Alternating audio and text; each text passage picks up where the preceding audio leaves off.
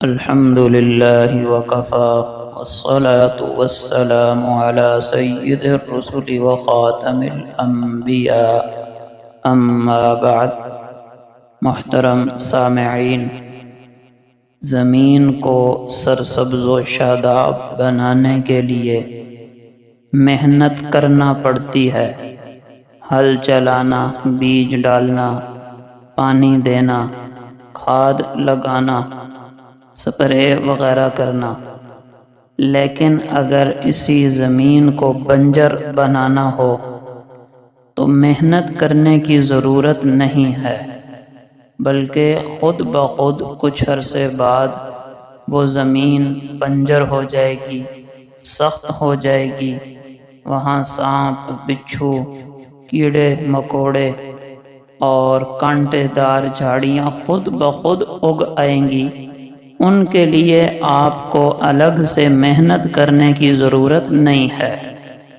بالکل اسی طرح اپنے دل کو بنانے کے لیے، اپنے دل کی زمین کو سنوارنے اور سرسبز و شاداب کرنے کے لیے بھی محنت کی ضرورت ہے۔ لیکن اگر محنت چھوڑ دی جائے تو دل کے اندر برائیاں، میل کچیل اور زنگ خود بخود آ جاتا ہے۔ اس کے لیے الگ سے محنت کرنے کی ضرورت نہیں ہے۔ ایک اور مثال سے بات زیادہ واضح ہوگی۔ آپ اپنے کمرے کا روشن دان کھلا چھوڑ دیں تو کچھ عرصے بعد آپ دیکھیں گے کہ کمرے کی ہر چیز گرد و غبار سے اٹی ہوئی ہے۔ کوئی کاغذ ہو، فرنیچر ہو، کپڑا ہو، لباس ہو، ہر چیز میں مٹی لگی ہوگی۔ اس کے لیے آپ کو الگ سے کوئی محنت نہیں کرنا پڑی، لیکن اب اس کمرے کو صاف کرنے کے لیے آپ کو محنت کرنا پڑے گی۔ اسی طرح یہ سمجھیے کہ ہمارے دل میں میل کچیل، گرد و غبار 3 روشن دانوں سے آتا ہے۔ یہ بہت اہم بات ہے، توجہ سے سنیں۔ پہلا روشن دان ہے آنکھ۔ یہاں سے جب ہم غلط دیکھتے ہیں، حرام دیکھتے ہیں، تو گناہ کا میل کچیل اور گرد و غبار دل پر جمتا رہتا ہے۔ دوسرا روشن دان ہے کان۔ یہاں سے اگر ہم غلط سنیں گے، حرام اور ناجائز چیزیں سنیں گے، تو دل میں میل کچیل، گرد و غبار جمع ہوتا رہے گا۔ اور تیسرا ہے زبان۔ یہاں سے حرام کھانا یا حرام بولنا، یہ 3 روشن دان ہیں۔ اگر ان کی احتیاط نہ کی جائے اور ان روشن دانوں سے گرد و غبار یعنی گناہوں کو آنے دیا جائے تو کچھ عرصے بعد دل خود بخود سخت ہو جائے گا، زنگ آلود ہو جائے گا، میلا ہو جائے گا۔ اب اس دل پر نیکی کی بات اثر نہیں کرے گی۔ ایک شخص حسن بصری رحمت اللہ علیہ کے پاس حاضر ہوا۔ کہنے لگا، حضرت پتہ نہیں کیوں ہمارے دل سو گئے ہیں۔ پوچھا وہ کیسے؟ تو کہنے لگا، حضرت آپ جب درس دیتے ہیں، بیان کرتے ہیں، واعظ و نصیحت کرتے ہیں، لیکن دل پر اثر ہی نہیں ہوتا۔ تو حسن بصری رحمہ اللہ نے فرمایا، اگر یہ بات ہے تو پھر یوں نہ کہو کہ ہمارے دل سو گئے، بلکہ یوں کہو کہ ہمارے دل مردہ ہو گئے، مر گئے۔ وہ بڑا حیران ہوا، کہنے لگا، حضرت دل کیسے مر گئے؟ تو حضرت نے فرمایا، دیکھو، جو انسان سویا ہوا ہو اسے اگر جھنجھوڑا جائے تو وہ جاگ اٹھتا ہے، لیکن جو جھنجھوڑنے سے بھی نہ جاگے وہ سویا ہوا نہیں، مرا ہوا ہوتا ہے۔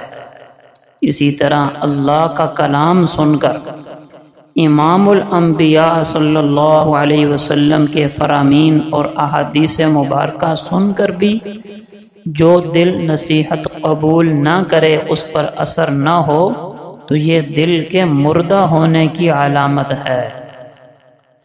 اب اس کا علاج کیا ہے؟ تو مختصر سے وقت میں 4 علاج عرض کرتا ہوں۔ نمبر 1، صحبت صالحین، یعنی نیک لوگوں کی صحبت۔ آپ اپنی مجلسیں تبدیل کریں، اپنی سنگت تبدیل کریں، اپنا اٹھنا بیٹھنا تبدیل کریں، نیک لوگوں کے ساتھ اٹھنا بیٹھنا شروع کریں۔ چند دنوں میں اپنے اندر واضح تبدیلی محسوس کریں گے۔ حدیث پاک میں آتا ہے کہ نیک صحبت کی اور نیک دوست کی مثال ایسے ہے جیسے کوئی خوشبو والے کے پاس بیٹھے۔ اگر تم خوشبو والے کے پاس بیٹھو گے، خوشبو نہ بھی خریدی تو کم از کم جتنی دیر وہاں رہو گے تو خوشبو سے تمہارے ناک اور دل و دماغ کو فرحت اور سرور ملتا رہے۔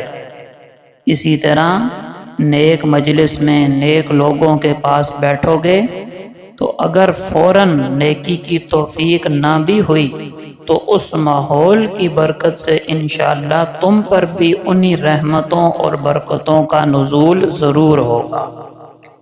دوسرا عمل وہ ہے اللہ کا کثرت سے ذکر کرنا۔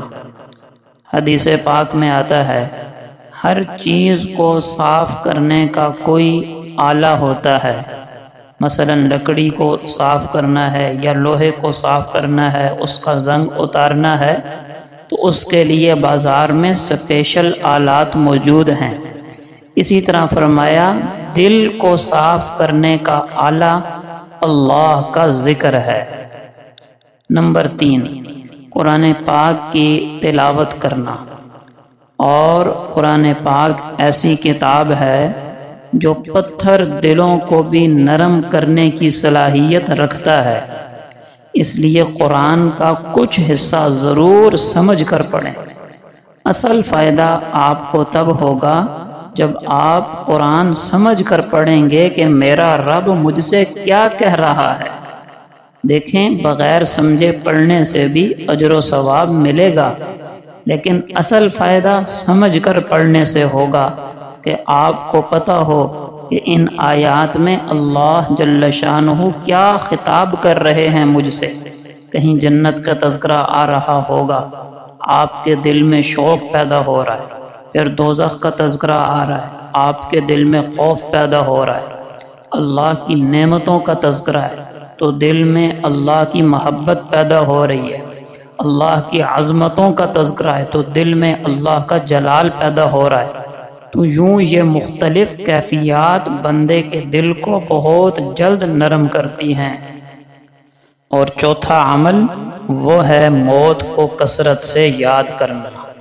کبھی کبھی تنہائی میں اپنے مرنے کو، اپنی موت کو سوچا کریں، بس یہ سوچا کریں کہ ابھی میرے مرنے کا میرا نام لے کر اعلان ہو رہا ہے، ابھی مجھے دفنایا جا رہا ہے، کفنایا جا رہا ہے، مٹی پھینک رہے ہیں لوگ مجھ پر، فرشتے میرے پاس آ رہے ہیں، مجھ سے سوال و جواب ہو رہا ہے۔ اس میں کوئی شک نہیں کہ بہت جلد یہ سارے مراحل سے ہمیں گزرنا ہوگا۔ تو یہ موت کی یاد بڑا اکثیر نسخہ ہے دل کی زنگ کو دور کرنے کا۔ رسول اللہ صلی اللہ علیہ وسلم سے پوچھا گیا، یا رسول اللہ یہ دل کا زنگ کیسے اترے گا؟ بلکہ خود آپ علیہ السلام نے فرمایا دلوں کو بھی زنگ لگ جاتا ہے، جیسے لوہے کو پانی لگنے سے زنگ لگ جاتا ہے۔ پوچھا گیا یا رسول اللہ اس کا علاج؟ آپ نے فرمایا نمبر 1 موت کو کثرت سے یاد کرنا، اور نمبر 2 قرآن پاک کی تلاوت کرنا۔ تو یہ 4 اعمال دل کی اصلاح کے لیے نسخہ اکثیر ہیں۔ خود بھی ان پر عمل کریں اور صدقہ جاریہ کے لیے اپنے دوستوں تک بھی اس بیان کو، اس پیغام کو پہنچائیں۔ اللہ جل شانہ ہمیں اپنی اصلاح کی فکر نصیب فرمائے، آمین۔